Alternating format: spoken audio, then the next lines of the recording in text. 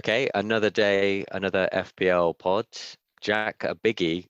We're approaching the new season, so obviously we need to come up with our bus teams, share them with everyone, share our thoughts. How do we get to where we are now?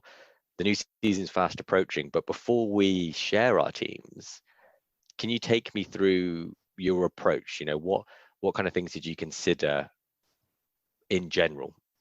Sure thing, Josh. And hello, everyone. Thanks for listening in. Thank you for taking your time to listen to the episode 3 of another FPL pod. So great to be back. Yeah, so as you say, Josh, 4 days to go. I started tinkering way as soon as it launched, basically. So again, we're different here, aren't we? I just couldn't resist making that team, looking at the prices, seeing what was going on. You, on the other hand, I believe this team has been live for what, a couple of days, if that? Today, literally did it today. So you've taken your time. I admire you for that. I admire you because mine has gone through the ringers, completely different to how it was when I first started. But yeah, excited to reveal our bus teams. So yeah, in terms of my thoughts and sort of strategy for picking the starting 11 certainly is track record is number one. So before I look at the fixtures and the prices, I've already got in my head, right, which players just have to be in this team. The kind of gut feeling based on previous history, which players just have to be in there. And already that was 2 or 3, I would say. Mm-hmm. And then I'd have a look at the prices, see who I think is very good value for their price. So not necessarily who I think are going to be the highest scorers, but who's at a low price that I think will perform better than the other players at that price point. And then I would say look at the fixtures. So I say, right, what are the first 3 or 4 fixtures? Has anyone got a notably easy run? And certainly for picking defenders, that's what I go for. And I tell myself every year, ignore the preseason games, ignore the friendlies. They're just for fitness. Ignore. And then, of course, a few weeks of preseason friendlies cannot help but turn my head. And then I just bring in all the players doing well in preseason and forget everything else I've just said. So, and here I am now. So that is, broadly speaking, my broad tactics without going into detail. How about you? Yeah, I think we're very similar. From what I could take, if I boiled it down from what you said, it's really based on recent performance. So like last season, who are the big players, and they made the foundation of your team. And then, phase 2 of your plan, once you've got that foundation, is, you're building the first floor, the ground floor, whatever you want to call it. And those are the players that maybe filling the middle part of your budget, who's going to perform well at the value that they are, maybe hidden gems, and then the next level up is just the fodder, isn't it, really? And that's really how I did mine as well. I didn't try to put too much stake in preseason because we've kind of taught year on year that, especially with a big tournament with the Euros and Copa America and stuff as well, players come back late and you don't really get a glimpse at what is the true starting lineup of these teams, and we'll see in the first couple of game weeks, I'm sure, that a lot of teams won't have who will be their starting lineup because they've just recently come into training or whatever. I'm also really wary of like new managers, the promoted teams not really knowing what they're going to do. People returning from injury as well, are they going to be as good as they were before they're back? Do they need a little bit of a running start? Very tough. Well, let's touch on that. What's your general view on promoted teams? Do you avoid? Do you see who's done one of the championship? You look at Tony, Pookie, Buendia. Do you look at those guys and think, yes, they're going to kill it? Because for me, what do you think? Generally avoid them until we've had a couple of game weeks to look at them, because people always say, like, look how well they've performed, and you go on YouTube and look at these compilations of them banging goals in, and then you try and think, like, how many opportunities if they've got in the division below. They are dominating teams, aren't they? And they're getting so many chances, and they're going to be playing in a very different league with a lot less opportunities the whole way through, like throughout the team, that is. So, defenders are going to be under the cosh, midfielders aren't going to have enough space, attackers aren't going to get as many chances as they have been getting. So it's just there's so much uncertainty at the start of the season anyway, and it feels like with promoted teams, there's that to the nth degree, isn't it? Like you don't know what's going on there. But what about you? And you just do not know if it's going to be a Patrick Bamford or Rudy Gestede, do you? They got the same amount of goals in the Championship, completely different performers when it came to the Prem level. And what about new signings then? So not necessarily promoted teams, but new signings. Your Jadon Sancho's coming from another league, especially. Are you wait and see on those, or are you got to get Jadon in? He's clearly amazing. Again, wait and see. Maybe it's because I'm quite risk adverse. Like I won't try and find those like upside or differential picks in game week 1. I'd much rather go with someone who has a lot more like certainty, definitely going to be in the team. And that's the thing with these new players, aren't they? That even if they're a marquee signing, they don't always start right from the beginning because the managers want them to have more time in or whatever. And yeah, I feel like new signings, new teams in general, where there's just another level of uncertainty.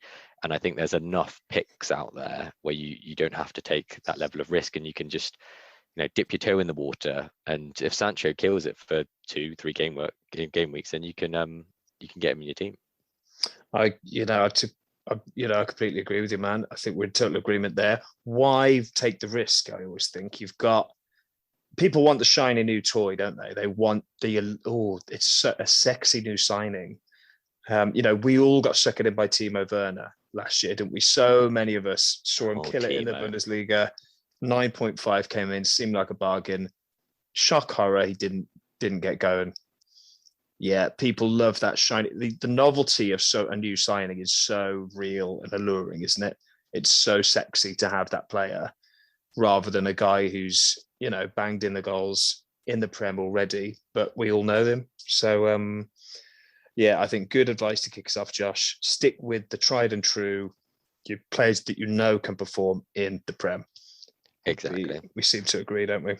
As much certainty as possible in a game where there's no certainty. So exactly. Perfect. 100%. And before we move on to the teams, what's your view on the ownership? Because it shows you, doesn't it, even before the game started, what the current ownership of that player is. So if I look at someone like Grealish, he's on 30% ownership already. Bruno Fernandes, 40+%. I think Luke Shaw is currently the highest owned, over 50% owned. So to what extent do you pay attention to that? Do you care about that pre-season? Are you worried about missing out on the player? Does it put you off a player if he's too highly owned? I'd like to say it doesn't have that much of a stake in my decision making. Not at the first round, but it definitely comes into play once I've whittled down a short list. So I won't sort by or have a look purposely for the ownership.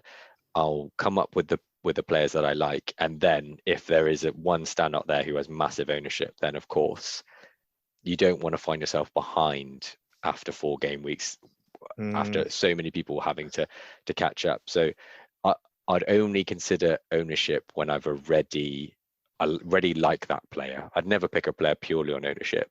If they're ready in the short list, then yeah, great. That's another reason to pick that player. But what about you? What do you really consider that right from the get-go? I'll look at it, I think, and I'll only use it to identify players I haven't thought of yet. So if I see a player 20% owned who it didn't even occur to me, that'll be a flag to go, oh wait, you didn't even think about this guy, Jack. Why not? Is he really cheap? Has he got good fixtures? Has he da-da-da? So I'll use it as a kind of watch list of my own, if you like, of the most owned players of, I didn't even think about Fofana before he got injured. He's really highly owned. Oh, yeah, I probably should have him in. But like you say, I don't let it weight my judgment of a player. So there's a very, very highly owned player that I deliberately haven't got in favor of an equal price player that we'll see soon, who's very, very lowly owned. Because I actually think the lower owned player has a better fixture, certainly game week 1. And I'm actually viewing that as a little sword play to get the edge over some people, but we'll come to that. It is foreshadowing. I like it. Yeah, Lay the there you go. groundwork. All right.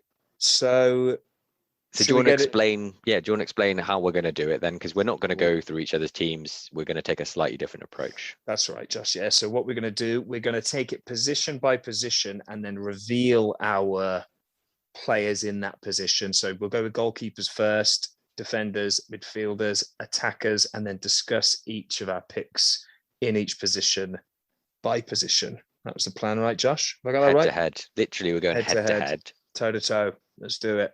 Mano a mano. Cool. So let's kick it off. Goalkeepers. So I guess I can start. At the moment, I'm with Martinez as the starting goalkeeper, and on the bench, I've gone with Brighton Sanchez. Wow. So you've gone heavy. I've gone heavy, and I think it's, again, just trying to cover bases right from the get-go. I considered going for a premium and then, a 4 million, someone who may not start, but cover the kind of bases a little bit as a fallback. But then I considered, even with the premiums, I wasn't really happy that they could deliver more than Martinez for starters. And then having Sanchez was just a bit of a backup. So having Edison plus a 4 mil goalkeeper is the same valuation as having Martinez and Sanchez. Interesting way of looking at it. Yeah. I mean, I do think objectively, all prices guard Martinez is the best goalkeeper option. I agree with you there. I'm going super cheap as chips time. So I'm going Sanchez as my number 1 with his backup Steele on the bench. So a 4.5 and a 4.0. That's because I think Sanchez is easily the best 4.5. And you've obviously identified him as well. Brighton's first 3 fixtures are really good. I think that's some of the best. And yeah, I just don't like having that extra million in the goalkeeper spot. So I've got that million to spend elsewhere. I just think goalkeepers, I hate transferring them. I hate thinking about them. I don't want to go near them until wildcard time or free hit time. I just want to set and forget. 2 in the same team. See you later. If you get me points, great. I mean, now and again, you get the Martinez of last season, don't you? Like the 4.5, who just comes in and absolutely obliterates the records. And if that happens, I'll obviously jump on it. But I think it is rare. And yeah, right now, I'm more interested in spending the extra million elsewhere. So that's my reasoning there. Yeah, I completely understand where you're coming from. And I think... Like I've let you down, man. You've let me down massive. I thought you'd be Martinez all the way through. As a Villa fan, I thought Martinez pains me not. The 5.5, the extra 0.5. If it was 5, I would have gone for him if it was 5. But I think the 5.5, and I do actually think Villa's defence, it took a bit of a dip the last 10 games of the last season. It actually didn't really affect Martinez because he just made more saves because he's that good. But I'm not totally hyped on our clean sheet potential this year. Yeah, I don't know. I think we're going to leak goals. I think we'll score goals and leak goals. So I think he's just but he'd say that he's a fucking good goalie, isn't he? He makes some amazing saves. So I think a bonus magnet as well. He really is. He really is. And I'm prepared to regret not getting him, but I'm hoping that million has gone to more points elsewhere. So let's find out. And you can be reactive, can't you? Like it's the difference in value of goalkeepers is tiny. To get from where you are to a premium even is tiny. You can shuffle around very quickly and get to the most expensive keeper in two players, like 2 transfers. That's it. I guess the only thing I was concerned about with Sanchez that maybe made me bolt a little bit was the injury concerns they've got at the back. So at the moment, it looks like Lamptey and Burton might not be starting at the beginning of the season. And obviously they've got no White.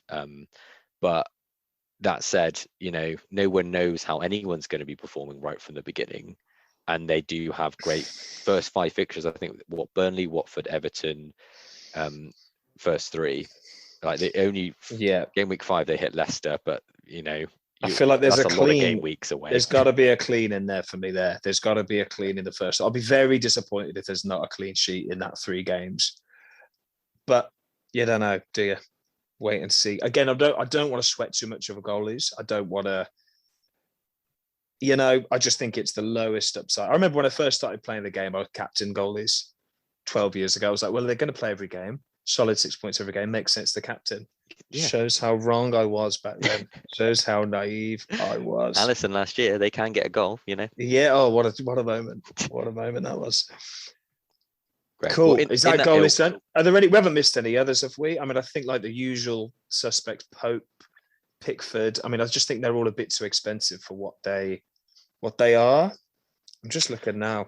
Yeah, I mean, Burnley last year, they didn't do all that. They've got Liverpool and Arsenal in the first first fixtures. Edison, the defense at Man City, no defense was great last year with clean sheets anyway, but I don't know what the save points aren't there, are they? The save points aren't there for Edison and Allison.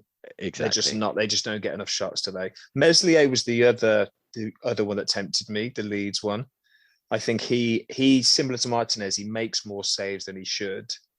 And but I think so attacking. They leave him behind just by himself there sometimes. It's true. It is true. You got to feel for him. But I don't hate the Meslier pick at all. Yeah. Yeah. I don't think we're missing anything there. We've covered the premiums. Yeah, maybe they don't quite hit their valuation. Boring. Done. Goalies are boring. Goalies are boring. Let's move on. All right. What's your defense looking like then? Give me your starting defenders and then who's on the bench in your starting lineup. Starting at the moment, in terms of defenders, I've got Kufal for West Ham.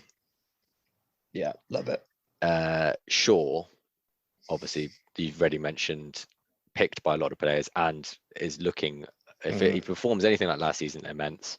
Trent Alexander-Arnold, not just because I'm a Liverpool fan, but his attacking returns, assists, and involvement in attacking play for Liverpool is incredible. And then I've got Tsimikas at the moment because nice, very contemporary pick. News today. Robertson apparently is having a scan today on his ankle. If he didn't look good, did it? It didn't look good, and I think even if it isn't as bad as they think, he's not going to be starting the first game week against Norwich. So I think looking at preseason, and this is only because I've watched a lot being a Liverpool fan, Tsimikas has looked very good, like full of energy, almost a kind of beta of Robertson.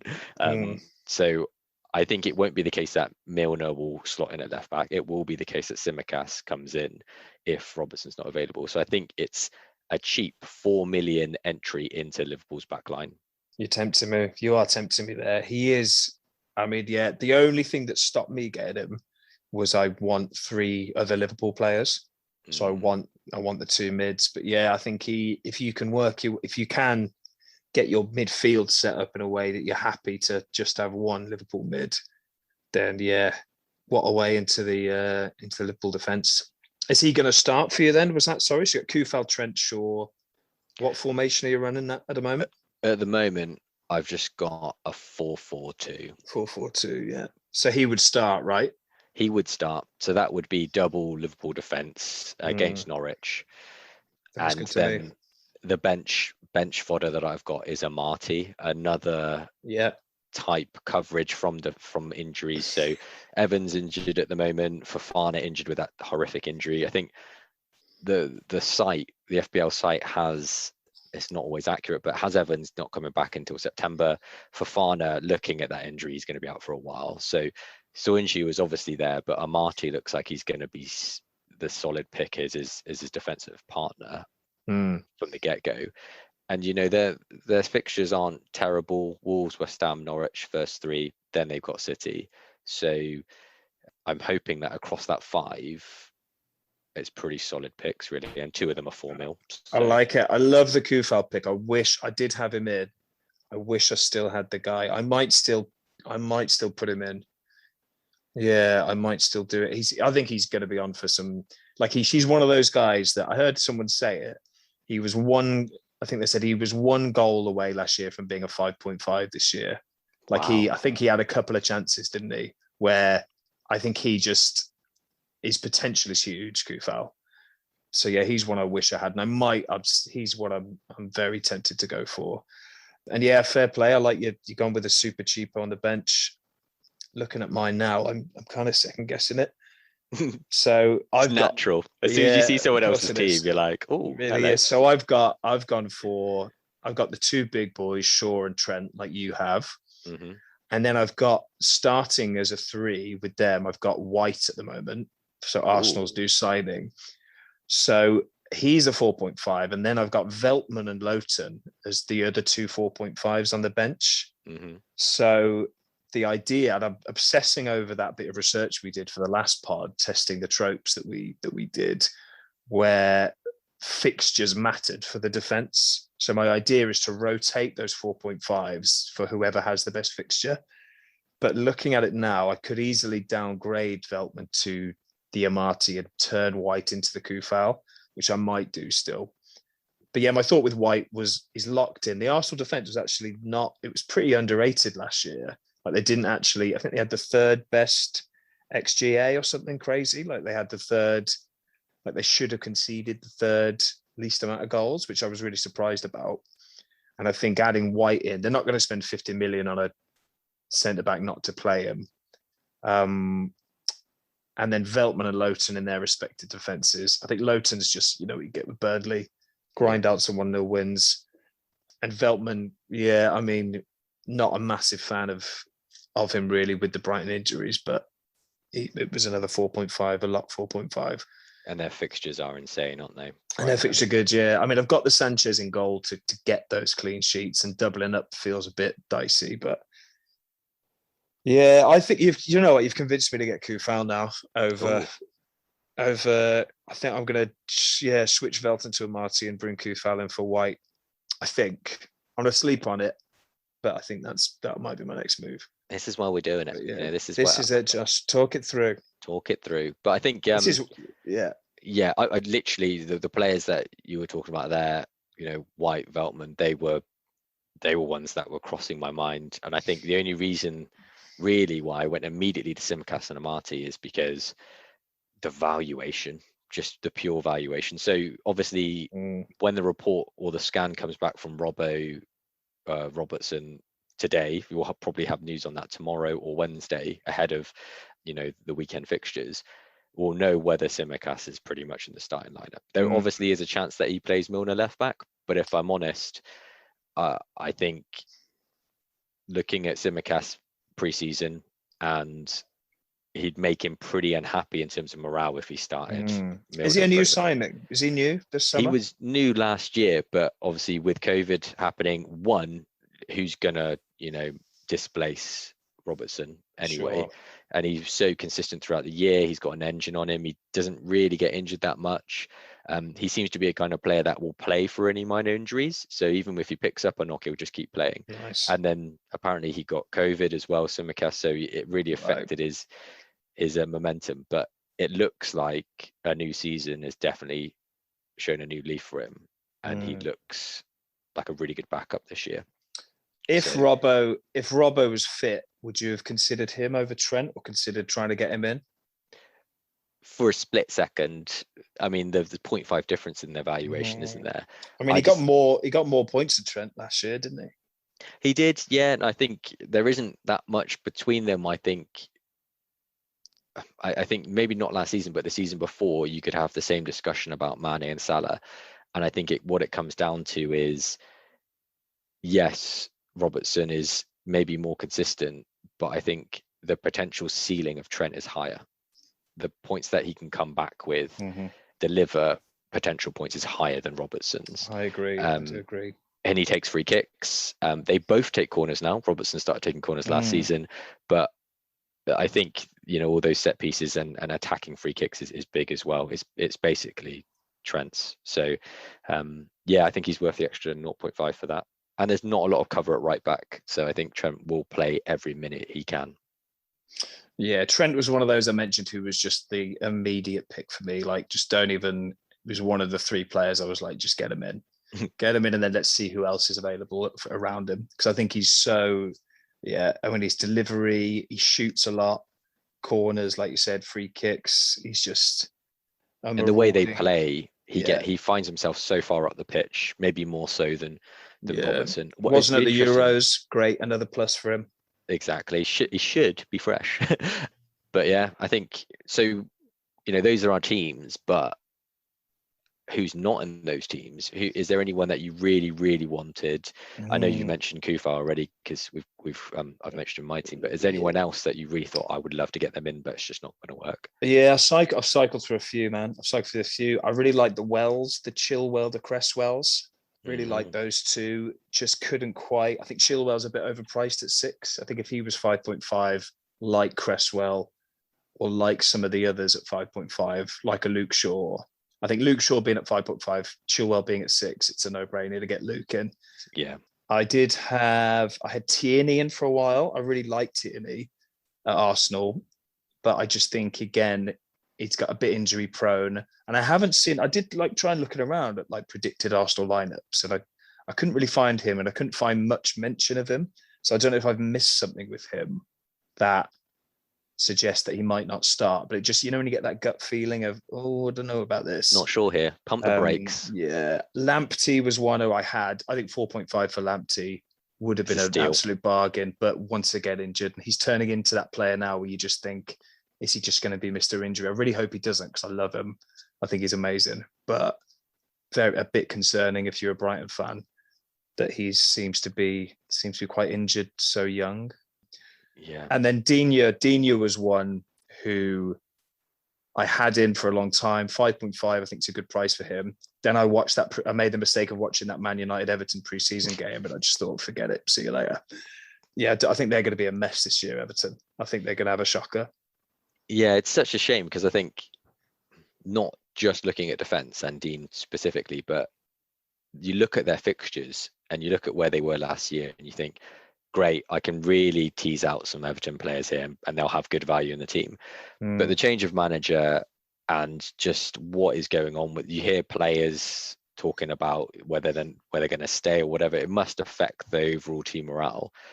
And it just adds that, another layer of uncertainty on those players. And like you said, there's for his valuation, there's other picks that are better. But and for Chelsea, for me, the one thing is I don't know who's going to be in their starting lineup. You mentioned Chilwell, James and Alonso could be there as well. Yeah. I don't know who's going to start. Alonso was rumoured, wasn't he, to go win the Lukaku deal, but it looks like that isn't the case now, and it's just a straight up cash deal for him. Yeah, Chelsea are always a bit like that, aren't they? They've always got one too many players in each position. Unbelievable depth. Getting to City levels, getting to the forward levels soon. I think they'll be good this year, won't they? They'll be pushing this year. People don't seem to be talking about it, but Champions League winners. Yeah. Amazing squad, really. And then just finally on defenders, Josh, all our defenders really are fullbacks for their attacking potential. But there are every year a few centre backs do well. Diaz, Maguire. Did you consider any of them? Again, it depends on the valuation, because when you've got defenders that like Dean, like Trent, that are taking free kicks, corners, as well as getting right up the pitch with potential for assists. I mean, they get the same points for clean sheets, right? So you're looking at where else can they get points from. Maguire, obviously quite good in the air, but I think we covered already in one of our other episodes content that the likelihood of your player connecting at all with the ball from a corner, let alone it going in. So if you're looking at like Maguire saying, oh, he's great in the air, how often is he going to score? It's still not going to be much. And he's like one of the better options. So, I mean, I would say he's actually a freak in the air, isn't he? He seems to win. He's one of those who wins every header, but there always seem to be terrible, tepid headers. Like every corner for England, I swear, it was like, yeah, Maguire won it. Oh, it just kind of trickles wide, or because his head's so big, very it's hard to control. It is. It's hard to control it when your head's that big. God bless you, Harry. So yeah, I didn't consider any really central defenders at all. For teams that play in a 2 or a 3 with 3 central defenders. What about you? Did any really kind of tickle your fancy? No, I mean, I've got White. White's the one. He's probably going to move to Kufalo, I think. But yeah, as you've said, I think fullbacks just offer better. You get the clean sheet, but you get there are so many, the way football's played now in the Prem, the fullbacks are some of the most attacking players. So yeah. Best of both worlds. There it is, yeah. Okay. Should we take a little break and then move on to the midfield. Onto the midfield. Yeah. See you in a second. See you in a segundo.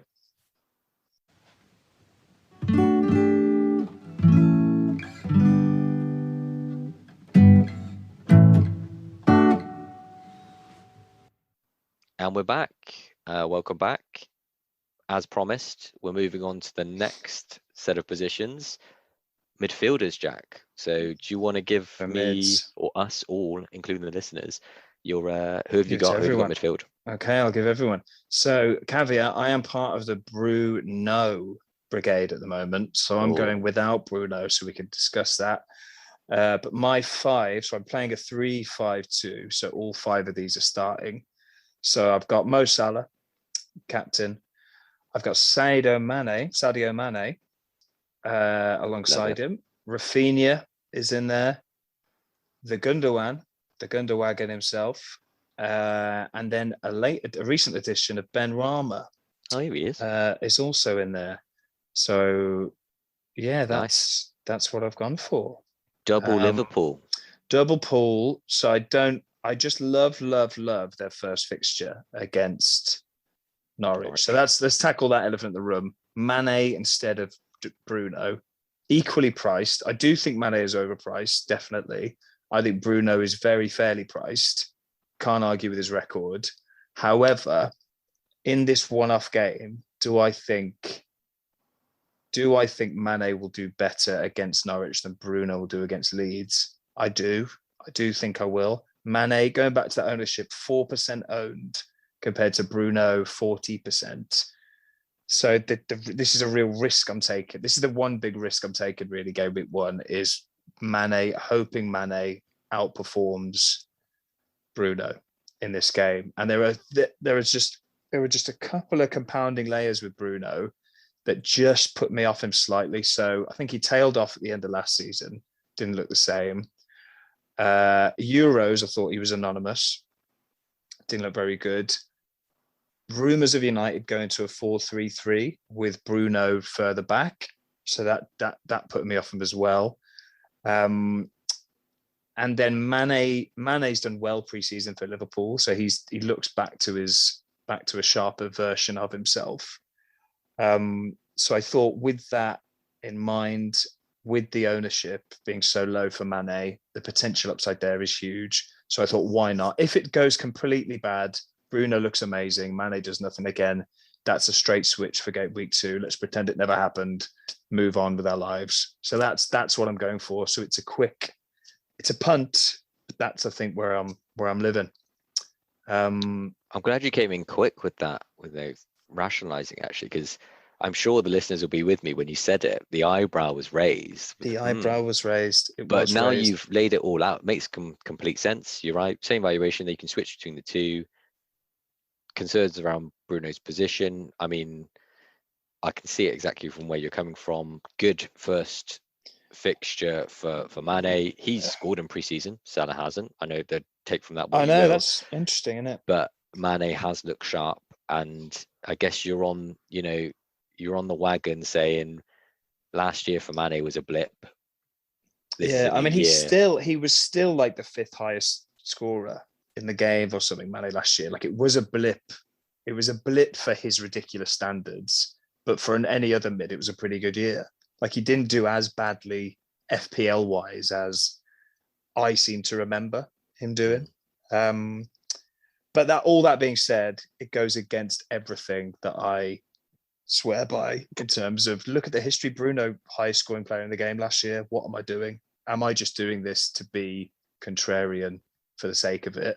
Quite possibly. Will I bottle it on Friday? Quite possibly. So, but right now, if a bus hits me, Josh, the bus team, that's what's going live. So yeah, do you want to say your team, your mid now, and then we can discuss, we can compare and contrast? Who have you got? Who have you gone for? So Salah as well, right off the bat. Gotta be done. Pretty much first name of the team sheet. I'm not a Bruno. I'm a Brew Yes. You're a Brew Yes. In there. Rafinha as well. Another comparison. Mm-hmm. And then I've chucked a little bit more money into my midfield. So I've got Son. And then a bit of an enabler in Brownhill. as well. Burnley's Brown Hill. Yeah, very popular 4.5 mid. Presumably, so he'll be on the bench for you. He is on the bench. So the other four, Salah, Bruno, Rafinha, and Son, all starting. Yeah. So we've both gone Rafinha. I guess your view same as mine. 6.5 seems underpriced. Incredibly underpriced. I Classy player. think he missed a few minutes towards the end of last season, wasn't he? Because he was injured. But when he's on the pitch, and this is a bit of the stats versus the eye test again. But the eye test he passes, stats wise, he does have a good return as well. He seems to be pivotal and involved in everything Leeds do going forward. Agree. My only thing with him, so he's been one of the rare players that's been in since June or whatever this bloody thing launched. So he's been a lock. But now, and am I just getting bored of him looking at him on my team? But if you compare him to Harrison, who's 0.5 cheaper, they've got exactly the same points per game last season. And Harrison's come in cheaper. And is that just because he's just less of a sexy pick than Rafinha? And actually, is it wiser going Harrison and saving that 0.5 when they've essentially got the same projected return? I don't know. Did you think about Harrison? Did consider Harrison. I only considered Harrison in addition to Rafinha. I never considered as a replacement. So yeah, agree. Had them both in at one point. Yeah. And I think the problem for me was really wanting those other more premium assets definitely in there, meaning I had to go with a Brownhill. I didn't have the money to really go for someone like Harrison in addition to, otherwise I literally wouldn't have had enough money. So I think it was a case of, definitely considered him, looked at him, but it would have been in replacement for Rafinha. And I think Rafinha was, although not a cornerstone of my team, definitely one of the people that I looked at immediately after, like the Salahs and the Trents and the Brunos, to say that's who I want in there.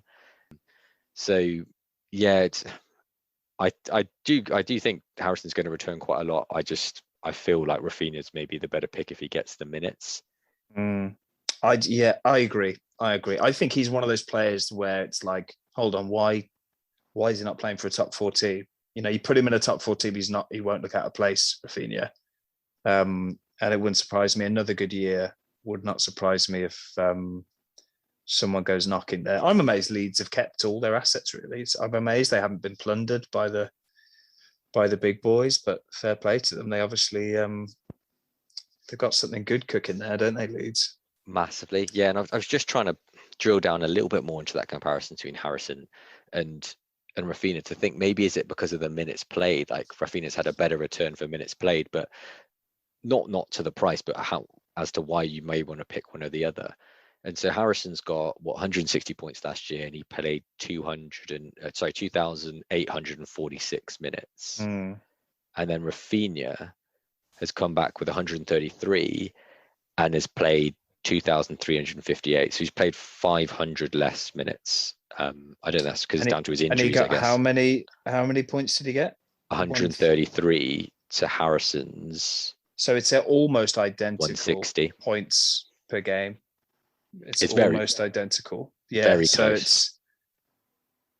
I mean, I don't think there's much in it, but Rafinha, you're right. He feels like he's got that ceiling that Harrison doesn't have. But again, I'm wondering, am I just being biased there because he's a cool Brazilian and Harrison's an English dude with a top knot? I mean, he does seem like the flair player, doesn't he? Like that everyone kind of wants the bit of the maverick, the one that you think, okay, this guy could get double-digit returns quite a few times throughout the season, and you look at Jack Harrison and think, can he do it? I mean, he did last year, but he did do it last how year. many times can lightning strike a Jack-shaped lightning bolt? Tricky. He is good, I think, Harrison. He is good player. Anyway, let's move on. Harrison or Rafinha, I think, are both good picks as well. We'll settle there, won't we? They're both solid. Especially the prices. So Josh, you've gone 3 big boys, really. You've got Son, 10 million, big price tag. What's your thinking? So it's funny, when I started building my team and I looked at Son, I was like, for 10 million, I don't know if he's worth it. Kane won't be there this year, new manager, probably going against some of the things that I mentioned early on. But the one real thing which turned my head is just his return, his overperformance on his XG and his XG from last year. I think Spurs will not become a terrible team immediately. They might not be as good as they were, in recent years, but they will still be, one of the better teams in the league. They will still get chances. They have a good base. Even if Kane's not in there, they've got other players that can step in. So Son will still get chances. And the one thing we know about him is if he gets a chance, he will score it because he is clinical. So I just think at 10, he's just in that premium bracket. And I wanted him on that stats basically. I hear you. I love Son. I do love him. For me, he was just too much money again to have with two of the big boys, the 12 millions. And I think it damaged my team too much. I did try having him in. And I think the price coupled with the doubt at Spurs. So Kane, God knows what's going on there. But you're right. I think Son in Spurs is the one solid thing about them. Just signed a new crazy deal, hasn't he, with them? 5 years or whatever. Yeah. 5-year deal. More. He's going to be the main man if Kane goes. If Kane stays, he'll still be great because they link up well. So that's it's win-win with Kane going and staying with Son, I think. I just with Nuno there, it's just a bit of an uncertainty for me to justify spending that much. But I'd be very, very surprised if Son didn't bang in the goals again this year.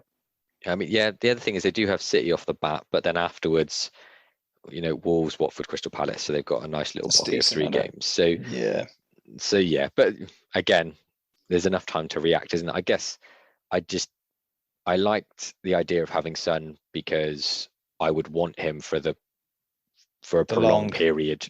I'm not just bringing him for the first 5 games, and it's very difficult to maneuver your team to bring players like that in once you don't have them because they are so expensive. So that is true, man. That is the benefit of someone like that price, because you can then drop down to a multitude of players, can't you? You've got Mahrez, Havertz, you've got players that are just below that price that you can easily take a little drop to and spend the cash elsewhere, I suppose. Yeah, so that's where I am with Son. But so I can ask you the same kind of question, but from a different price point, from Gundogan. Where's your head at there? So head out with Gundogan, yeah. So this guy, 7.5, not super cheap at all. Really competing in my mind with him, Greenwood, Jota. So those 3. Ooh. I think if I could, I'd get Jota in and literally have 3 Liverpool attackers in my midfield for the first game. But I want Trent as well. I want Mane, I want Salah. So that's Jota out. So the real temptation is to switch Mane to Bruno and bring Jota in for Gundogan for the same price. So that's what I'm grappling with. Is Mane and Gundogan better than Jota and Bruno? Probably not, but for some reason I've got them. But with Gundogan. Who knows? Gundogan. I don't know what he would say himself. With Gundo. We speak Turkish? Don't know. Gundo it is. With the gunner, Bruno is De Bruyne is out, isn't he? I think very much so. It's pretty much looks like he's out. Pep has all but said him and Foden are gone, I think.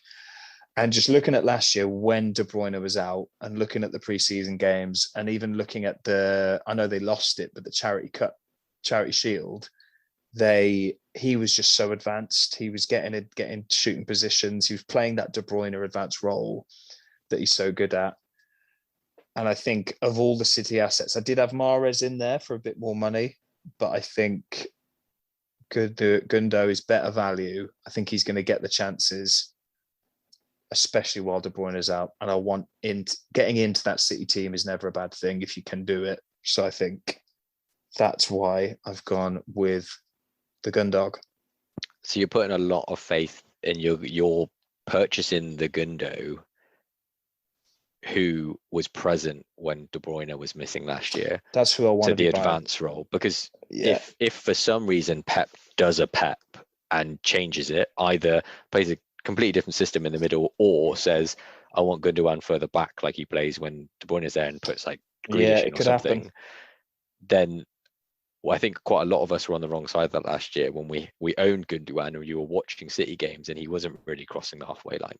Like he was stood next to Rodri, always playing that Rodri role where he just sits off and kind of cleans up. But then like you said, there are quite a few other assets you can switch to quickly if he does look like he's playing in that after game week 1. Yeah, him But and Greenwood. I think Greenwood at the same price is very, very tempting again. It's just that if I'm 90% sure Greenwood will start for United, but it's just there's just that small doubt in me. They've got a lot of attacking players, United, don't they? And I think he's the first one to drop out of those that are fit if they decide to play a Sancho or a Martial out wide, or I don't know. What do you think of Greenwood? I like him. I wanted him. I just didn't have the money again because I think it would have been in replacement of Son probably for me, because in my mind I don't know how United will set up. No.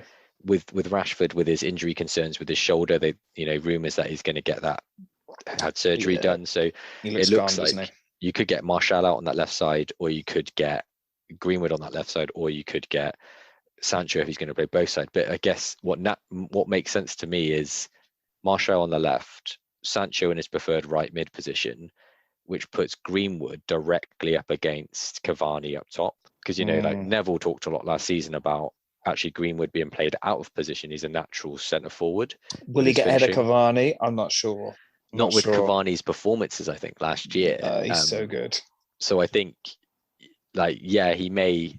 I think he's going to be in rotation with Sancho and Martial, whoever's on that left. Maybe he might take the left attacking mid position. I think there's too many questions, Josh. There's too many questions with him. Too much uncertainty. I think he's great. If he starts and you've got him, fair play to you. If you want to take the gamble, he starts. I think he'll score against Leeds probably, and do very well. It's just will he start? And again with Jota, with other players in that price, you've got Jota, Grealish.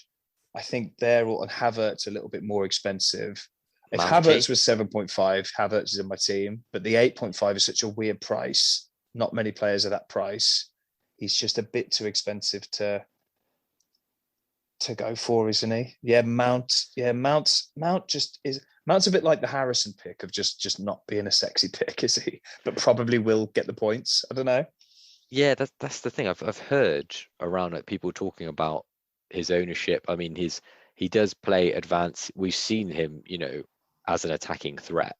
He can definitely, get in around the box and attack players, attack teams, and really make a difference. But the big thing that I would be interested in is, what role is he going to play throughout? And we don't really know what's going to happen with their team. But I think the ownership, I'm just looking now, is at 20%. It's not anything to be scared or write home about. I think he's in the mix, but there's better options. 0.5. Yeah, I do agree. Just look at the other top scorers from last year. We haven't mentioned Rashford. We know is injured. Again, I don't like him as a pick anyway. Rashford for 9.5, even if he's fit. The legend that is Souček at 6 million. Can he do it again? Yeah, I mean he did it at the start, didn't he? And then he very much tapered off. Souček. I love him as a player. I'd love him in my team, but I'm not sure fantasy wise he's really going to do it. And then you got Zaha, the much discussed but rarely selected, I would say. Zaha, what are your thoughts on Zaha? I've had him in the past and he's disappointed me, so I've taken him out again. But the rare FPL asset, which is the lesser spotted Zaha.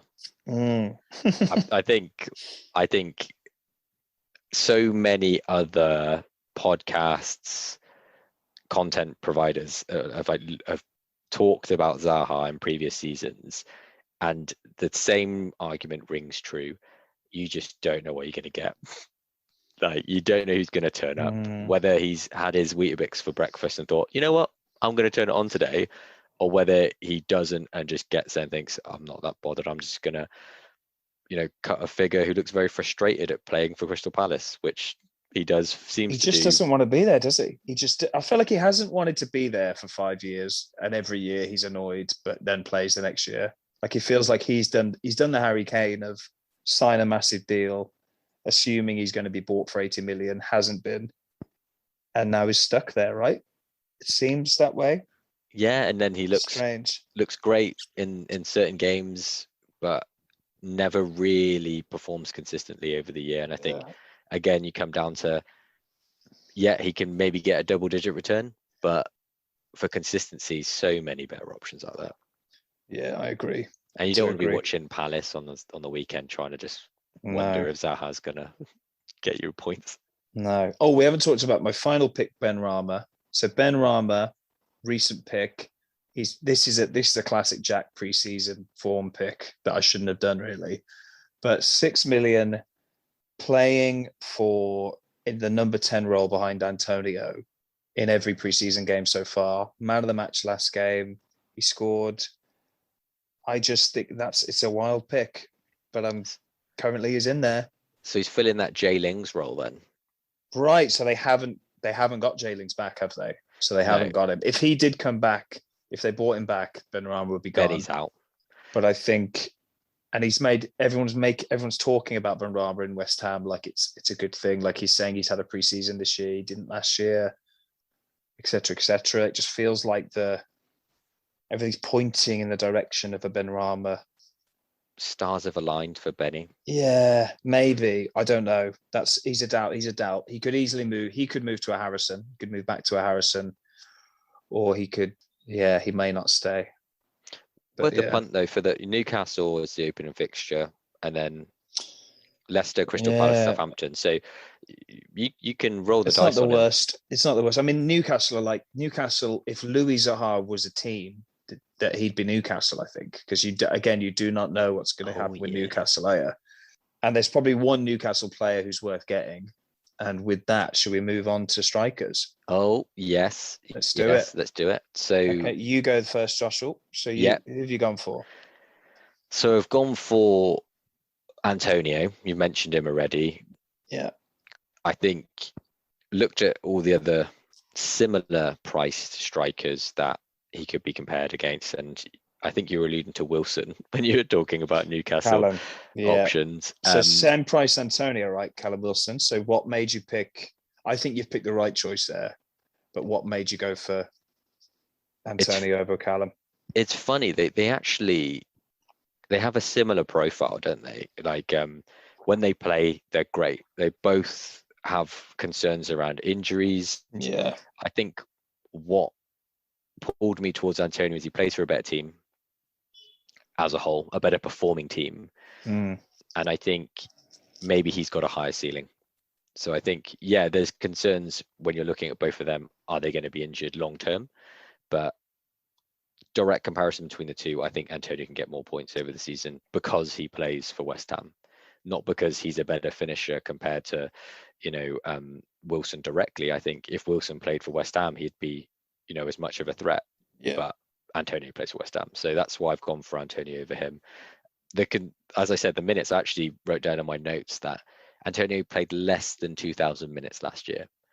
So even out of all the players who didn't play many minutes, that's not a lot of minutes at all. That showed how much he was off, and I think even West Ham tried to monitor his minutes and control them that much. But despite the minutes, he still had a very high XG last season. Underperformed slightly, but still, I think it was 10 goals, double digits. He's a threat. I think when he's on form, when he's on song, sometimes he's unplayable, Antonio. He's transformed into this amazing striker, hasn't he, from this like weird winger. But I just hate watching him because any minute I'm waiting for the hamstring to snap, I'm just like, when is this guy? And sometimes I swear he's played injured before and he just looks like he can't run, can't move. But when he is fit, if he is fit, he's a hell of a player. Absolute hell. I'll never forget that year he scored 4 a couple of years ago, did he? Scored 4, and I think one guy in our mini league had captained him out of nowhere and he just rocked it up. Unbelievable. Yeah. So that was it really. It was him against Wilson, and maybe it was directly against Wilson, because the next person I've got is I've gone for Tony. You've gone for Tony, yeah. So you've gone for the promoted player. I've gone for the promoted player, and the reason why I've gone for Tony is because at his price point, 6.5, the only other player that I really wanted to look at was Molpe. And I hate Molpe. He's got I think he's terrible. That comes in. I Don't like really the guy. do. I don't like I him. think he is awful. I think But he just can't finish. but Yeah, he's got great fixtures. We've already talked about for Brighton. He was 10th last year for expected goals. that's surprising. And so he's getting the chances, he's getting involved. Whether he's actually going to get them is another point. His points return, I think he came just over 100 points for the year, so it's not a great return. So what I was thinking was, I'm really only picking Morpay for the fixtures there, and I'm not even sure if he's going to start, because looking at Brighton's preseason fixtures, I think it's Connolly actually who's been starting. He's decent, Connolly. Yeah, I wouldn't even consider Tony versus Morpay. You've made 100% the right choice there with Tony. No doubt in my mind. I wouldn't have even compared him. I wouldn't have even thought about him. So you've done more work than I would have done. But yeah, Tony is. And it's just that team selected by as well. I think Tony is like 30%. So I think it's another reason to the price is massive. And the problem will be if he doesn't perform at 6.5. I'm gonna have to shuffle things around a little bit, and there's no one else that I'm really willing to drop, that I would like to drop to gain the money to do that. So I'm a bit worried that he may be a bit of a dead weight for me if he doesn't perform, because the third striker for me is Obafemi, and he's complete an enabler. He's not going to start, is he? So I'm a bit worried that those two may be dead weights, and then that you spend a lot of effort then trying to cycle round. So I think I may, before the season starts, have to switch it. You can give Tony, he's got Arsenal first, but then he's got Palace, Villa and Brighton. So it's not the worst, and then Wolves. So I don't think it's the worst run of 5 games for you to see how he does. Because if he does become, his record last year was unbelievable, wasn't it? It was like, wasn't just the goals. So I don't think we're looking at another Pukki who only scores goals and nothing else. I think he had over 10 assists and over 30 goals or something. Tane, did he? It was an unbelievable record for a championship striker. So yeah, if he comes good, you will be laughing. See, I'm feeling, well, it's apparent discussing the midfield. I put a lot of money into my midfield, and this is the other side of this is the the double-edged sword there. This is where I've been cut on the other side of it. So yeah, he's easily the best player at that price, I would say. I wouldn't go to Pukki. I think Pukki's cheaper, isn't it, at 6 or something? But we've all been burned by Pukki. Great start when he was here, bless him. God bless him up to November. He was class. But yeah, we all got burned there. I'm getting PTSD thinking about owning Pukki for long. Yeah, it was after you held bringing on to him in just as he stops, just as he stops scoring. Hold on to him, class again. He'll come good again, right? Yeah, right. Yeah, that was a weird year. So yeah, that's my 3. Who have you got? Then we can compare. Cool. So I've got the 2. So in my 3-5-2, I've gone a bit more expensive here. So I've gone Danny Ings and Patrick Bamford. So I've got the 2 8 million strikers. So yeah, very tempted to go for an Antonio or a Wilson. I did have Iheanacho in, but I think there's doubts now. I think Leicester just got too many striking options. For some reason, he keeps playing Perez. Don't know why. I think he's terrible compared to Iheanacho. I love Iheanacho. I think he showed last year that he should be their number 1 striker choice really now. Now Vardy's a bit older. But yeah, Bamford, I think Bamford, second highest striker in the game last year. With him, I feel like there's a bit of anchoring bias with managers in that they know he was 5.5 last season. So they're anchored to that price. So they think 8 is a massive jump. But I think if you look at his scores from last year, like he overperformed an 8 million player. So an 8 million is actually good value for him this year. And I think Leeds will just be better than they were last year. They got used to the Prem, got used to Bielsa's style. Yeah, I think Bamford's a touch of class, really. And 8 million for the second highest striker in the game I think, is a bargain. Danny Ings, Ings, I'll be honest, I didn't think about Ings until he moved to Villa. Suddenly, I think he's the best player ever. It's going to be great.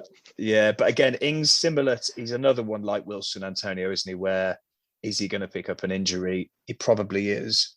But I think even when he was at Southampton, when he was fit, he was a really good pick.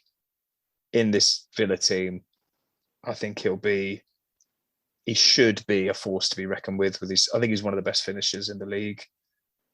And yeah, as a Villa fan, I'll love watching him score. So when he scores, it'll be double trouble for me, fantasy and Villa goals.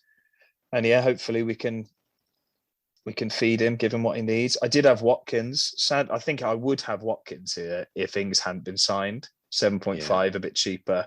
But I think Ings coming in has kind of ruined the Watkins pick a bit, because I think he'll either be pushed out wide or, sadly for him, benched. I think if Ings is fit, you've just got to start Ings up top. It's just got to be done. Have I seen as well that there's concerns around Watkins' fitness for the first fixture? So yeah, he picked up a knock in the last friendly. He did play. He started Ings and Watkins. He tried a 4-4-2 and then moved to a 4-3-3 with Watkins on the wing, and then Watkins got a knock in. We didn't look very good at 4-4-2. So I think I'd be surprised if he went with it, really, even if Watkins was fit. But yeah, what I'd avoid Watkins for sure and go for. So yeah, Ings and Bamford. I'm feeling pretty good about them too. And then you've got Obafemi as well as the And enabler. sorry, yeah, Obafemi's the enabler. Yeah, 4.5 striker, the only one really likely to get any minutes, even if he does. But if he doesn't, third on my bench, not too bothered. He's not. Yeah, he's just there to allow you to get points elsewhere. So I don't think you've got Villa tinted glasses looking at Ings, because I considered him as well, but he was just, with the money that I'd poured into midfield, he was slightly too expensive. As a non-Villa like football fan, the only concern I would have is no Grealish, new players in Buendia, and remind me who your winger is again that you bought from Leverkusen. So Bailey. Bailey's a bit of a maverick. Buendia proven in the Prem, but obviously not as good as Grealish. So everyone's waiting. A non-Villa fan like me is waiting with bated breath to see how well that's going to work and how many chances Ings is going to get. Yeah, it's true. I think that is fair. I think there's hype. It's very positive, despite the sale of Grealish. It's feeling very positive in the Villa, amongst the Villa fans and camp, really, because of those signings we brought in. I think it's unlikely Bailey will start at the weekend. So what's the general consensus? It'll be Buendia. If Watkins is fit, it'll probably be Buendia at 10, Watkins, and either Traore or El Ghazi on the wing, with Ings up top, or the former two with Buendia there. Yeah, there is a lot of hopes with Buendia can plug that creative gap with Grealish. It won't be as good, obviously, but I do think Ings is a better striker than Watkins, so that kind of balances out a bit, maybe. And I think Ings was so good at Saints, at a very average Saints team, and a very average Burnley team, but he still shone in those sides. I think he's just the kind of striker that gets goals wherever he goes. So we'll see.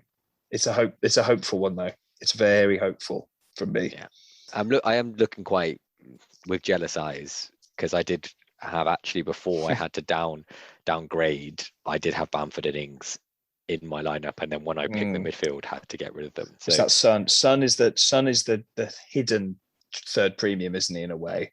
Like 10 mil, it's a lot. Huge. And there are a lot of options and strikers in that middle range. So if I did, before this weekend, that could be a consideration to downgrade Son, get a bit of more money into the attackers, maybe get someone who's going to start over Obafemi as a kind of backup fodder for the bench, and maybe take Tony up to someone. I think your third, like Obafemi will be third on our benches. I don't think we need to worry about it, like, unless you want to play a 4-3-3. But having a third bench player who doesn't play, I don't think it's anything. How often are they going to get used? Very, very, very, very little. Yeah. And yeah, we obviously haven't gone big, so we haven't gone Harry Kane, we haven't gone Aubameyang, we haven't gone Jamie Vardy in the higher price brackets. Do we want to? I mean, I think Kane. No one should touch Kane now with the state that he's in. No, exactly. We don't have enough information, do we, on whether he's willing to play for Spurs or whether that deal is going to go through. If It's he weird, ends up isn't it? playing for City, you would assume he's nailed on and he could be a great pick. And I'm sure a lot of managers will be shuffling, trying to find money to shift into that. But at the moment, it just seems like it's such a risk. Still not quite as much of a risk as getting someone like Aubameyang or Vardy. Aubameyang, Aubameyang, how frustrating was that last year? Midfielder, 10 million. This is a gift. This felt like a gift from the gods of FPL, or 11 million, whatever he was. And then he just proceeds to have an absolute stinker of a year. It was crazy. So Yeah, much it's talent. first pick in everyone's team, isn't he? Template Oh straight yeah, in. 100%. But yeah, it just Just didn't shows that return. anything can happen. Yeah. And we've already covered that in one of our other episodes that, Vardy underperformed his XG last year, something very uncharacteristic. And is that, a sign of things to come now for him? Yeah, I love Vardy, but I think finally those WKDs are catching up with him now, aren't they? Like, Too much I mean, he is a stimulus. class. He's a legend of a striker for sure. The Prem, for me, one of the best. Like probably underrated for his legacy. Yeah, but they can't rely on Should have him. played for England more, but now, yeah, just play Nacho. Just play Nacho, man. Get him Yeah, in. and his valuation is still so high for Mm. for that. Like maybe if he was quite a bit lower, to be honest, even if he was, at the 7.5s or whatever up against Wilson and Antonio, I still don't know if I'd pick him over those two. So No, I know what you it's a mean. funny That one. says it all, doesn't it? When you mentally reduce a player's price and say, would you still pick them? And the answer is no. Definitely, they're a no, aren't they? Yeah, feels like wasted money. DCL, we haven't mentioned DCL, one of the stars of last year. Neither of us Same thing have him. applies as like the whole Dean. We've covered it with Dean, haven't we? Like what's Everton, going yeah, on at Everton. So, not and good. he was again beginning through to the middle of the season, he looked like a reborn Alan Shearer. Like just looked incredible. Could finish, scored absolute bangers. Fox in the box, head Yeah, I think dominant in the air, Inzaghi was the comparison, wasn't it? Because of Ancelotti, yeah, he was class. and then he just fizzled. I think got injured, didn't he? Came back and he just was not the same. It suddenly looked like he was doubting his touches, maybe a little bit like the player he was before the beginning of that season. And so again, you look at the players to compare around him, and then their fixtures look pretty good, but it's not worth the punt in my eyes. What do you Agree, think? man. Yeah, fully agree. I've never, even when he's one of those players for me that even when he was doing really well, I was just not convinced by, but should have been. He's one of those reverse eye test players for me that I just think is shit, even when he's clearly very good. So yeah, I was never tempted. Never tempted. And he's one of those players that I'm forced to bring in reluctantly if he starts doing well, You're like, oh God, I better get him then. Gotta have him. You know what I mean? He's that kind of guy. But knowing that you're going to take him out, you're like, I'll bring him in for his form, and then he'll be out straight away, like hot Yeah, potato. exactly. Yeah, won't care if he goes. So yeah, wait and see big time with that one. And then Timo Werner, any consideration? No. No, Especially with the same. Lukaku, it looks like it's sorted, isn't it? Well, yeah. If it comes, what will that turn your Ooh, head for game week 1? maybe not for game week 1, but I think planning forward, it could be a sacrificial son to move Kill your budget son. over to the striker. But the problem is I've set myself up now with such cheap strikers that it's probably going to be a very Big hit. difficult jump, to get Antonio, my highest valued attacker at 7.5, up to whatever he's going to be at, probably 11, I would have thought. So will you do an Antonio switch rather than a really bump up Tony and take Son down to a fiver? Yeah, potentially. The thing is because I wouldn't do it in game week 1 anyway, we'll already have a snapshot who's performed well. So it could be exactly. it could be a Bruno on the basis that you said Bruno's not quite doing it. So yeah. But would you be interested in Lukaku, the Romelu? Yeah, I mean, I think he's one of the best. I think he's top 3 strikers in the world, really. I think you'd be mad not to have him. I think he's amazing. I mean, price to pay, if he comes in at 12 mil, say, that would maybe make me think, well, let's wait and see. But I bet my bet would he come in at like 10.5, in which case that would be Snap him up. I'd snap him up. Yeah, not again. You're right though. Not before game week 1. It's unlikely any player who comes in now would start. Is it for their team? Yeah, I how many suppose. training sessions are they going to have with the team? Yeah, surely not many. Um, Chelsea have got the Super Cup, don't they, as well, at some stage this week? so Um, it's and so it that'll will give be us an interesting. indication. We've already mentioned the internationals coming back. A lot of these lineups aren't going to be their true starting lineups, aren't they? So I guess we've based a lot upon what we're hoping Yeah, will be starting lineups, but yeah, defo. Yeah, Good. Well, that's great. And then finally, when do you normally play your wild card? Is it after a couple of weeks? Do you save it? What's your I like to save it, but if I've got this completely wrong with all of these calls, and there's a few calls that could go either way, then I wouldn't make it before game week 5. Obviously, I'd always wait to see how things play out. But if it got to game week 5 and then a lot of these calls look bad, like Bruno wasn't doing it, Son wasn't doing it, Tony's not doing it, and Tony gets injured, then sometimes you're better off pressing the reset button than trying to put out those fires. What about you? If in your boat, if Mane didn't do it, Gundogan didn't do it, Ings got injured, when would you be looking at your wild card? Yeah, I always kind of earmark that first international break, so I think it is game week 5, isn't it? And then I'm happy to play it. But I'm also not averse to playing hits in the first few weeks. I just think get on the bandwagons, get on the price rises, and just play aggressive for the first few weeks. If someone looks shit, just get them out. Yeah, decisive. I like it. Yeah, great. cool. That's it. Well, I guess we've compared all of the positions now. There's nothing left to say, but we go head to head for real. Yes, indeed. Looking forward to it with completely different teams, no doubt. But come Friday, exactly. I'll have your team. You have my team. Massive waste of time. No, that was really good, Josh.